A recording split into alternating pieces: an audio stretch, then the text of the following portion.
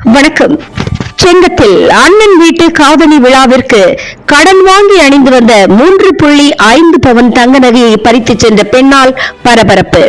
திருவண்ணாமலை மாவட்டம் செங்கம் அடுத்த ஆண்டிப்பட்டி பகுதியைச் சார்ந்த ஐயப்பன் தனது மனைவி காமாட்சியுடன் மற்றும் குழந்தைகளுடனும் காஞ்சி அருகே உள்ள பன ஓலைப்பாடி பகுதியில் தனது மனைவியின் அண்ணன் இல்ல காதணி விழாவிற்கு அரசு பேருந்தில் செங்கம் புதிய பேருந்து நிலையம் வந்து இறங்கிய பொழுது காமாட்சியின் பின்னால் இருந்த பெண் கழுத்தில் இருந்த 3.5 பவன் தங்கச் சங்கிலியை பறித்துவிட்டு ஓடுவதை கண்டு அருகில் இருந்தவர்கள் கூறியதை அடுத்து சங்கிலி பறிப்பில் ஈடுபட்ட பெண் ஓடி தலைமறைவானார்.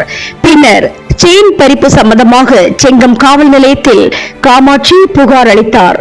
அரசு பேருந்தில் பயணம் செய்த பெண்ணின் கழுத்தில் இருந்த தங்கச்சங்கிலியை பறித்த சம்பவம் பேருந்து நிலையத்தில் பெரும் பரபரப்பை ஏற்படுத்தியது. திருட்டு சம்பந்தமாக செங்கம் காவல்துறையினர் தீவிர விசாரணையை மேற்கொண்டு வந்த நிலையில் செங்கம் பேருந்தில் குழந்தை காலில் இருந்த கொலுசை திருட முயன்ற திருப்பத்தூர் பகுதியைச் சேர்ந்த கோவிந்தம்மாள் வயது 75 என்பவரை குழந்தையின் பெற்றோர் பிடித்து காவல்துறையிடம் ஒப்படைத்தனர்.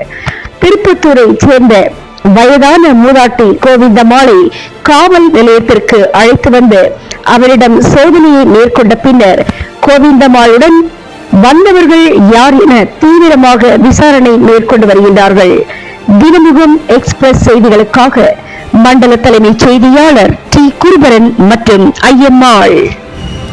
அண்ணாண்டிபட்டிலிருந்து வந்து கீழே இறங்கிட்டு அரூர் பஸ்ல இருந்து வந்தேன் சார். இறங்கிட்டு போலூர் பஸ்ல ஏறினேன் சார்.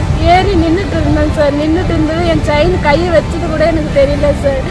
எடுத்துட்டு போனதுக்கு அப்புறம் பின்னாடி சீட்ல இருக்கவங்க 2 பேர் செயின் போட்டுருந்தீங்களா, எடுத்துட்டு போறாங்க பாருங்க அப்படின்னு சொன்னாங்க. அப்புறம் கழுத்துல கை வச்சு பார்த்தா செயின் இல்லைன்னு சார். 3 பவுன் சார்.